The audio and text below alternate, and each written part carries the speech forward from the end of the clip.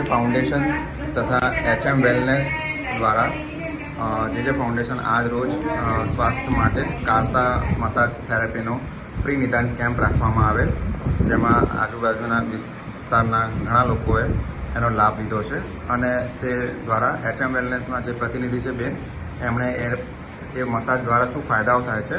અને તેની પણ જાણકારી આપી હતી અને તેમને રોજિંદા જીવનમાં કઈ રીતે અસરકારક છે અને ઘણા નાની નાની તકલીફોથી કઈ રીતે દૂર થઈ શકે છે